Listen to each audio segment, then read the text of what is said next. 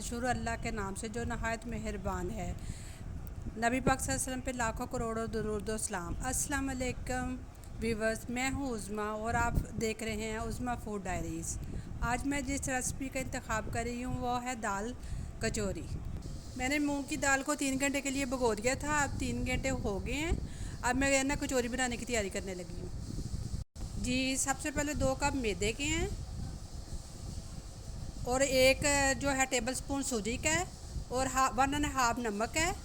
1/4 जो कप हैं वो कुकिंग ऑयल के हैं और हस्बे ज़रूरत ना पानी है आटे की गुनाई करने के लिए।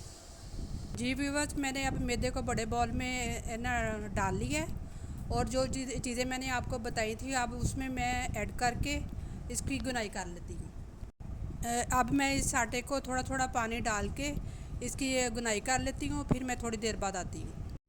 मैंने आटा गूँथ लिया है। अब इसको थोड़ा सा कुकिंग ऑयल लगा देना है। इसको या तो ढक्कन के साथ ढाँप दें और या प्लास्टिक कवर से इसे रैप कर दें। जो मैंने ना दाल भिगोई थी उसका मैंने उबाल लिया, उबाल के फिर मैंने उसे ना ग्राइंड कर लिया है और इस शक्ल में हो गई है। ये जो सारी चीज़ें हैं जो इसमें डलेंगी, 1-2 सब्ज़ मिर्ची हैं, 1 बॉल धनिए का है, आधी टीस्पून जो है पिसी हुई सौंफ है, आधी टीस्पून जो है लहसुन पाउडर है, आधी टीस्पून जो है ज़ीरे की है और ये आधी जो टीस्पून है वो सुरख मिर्चों की है, एक चम्मच नमक की है और एक जो है ना आधी टीस्पून जो है गरम मसाले का है। जो लोग ज़्यादा मिर्चें खाते हैं वो अपने जायके के हिसाब से ना ज़्यादा भी डाल सकते हैं।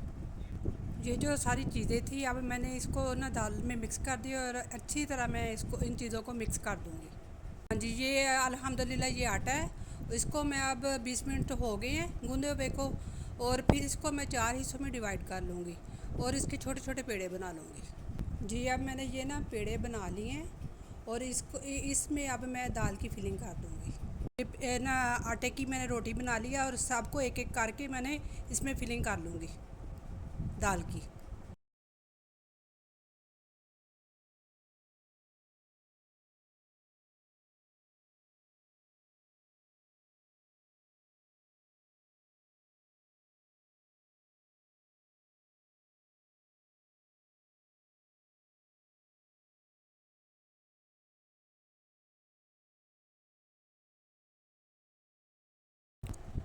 अब इन कचौरियों की मैंने फिलिंग कर ली है और एक एक करके मैं इसको अब फ्राई कर लूँगी। व्यूअर्स, इसको अब मैं आहिस्ता आहिस्ता हर एक एक को फ्राई कर रही हूँ और गोल्डन ब्राउन होने तक इसको फिर मैंने निकाल लेना है। इसको आहिस्ता आहिस्ता दबाना है के अंदर तक अच्छी तरह पक जाए और ना कच्ची ना रहे अंदर से।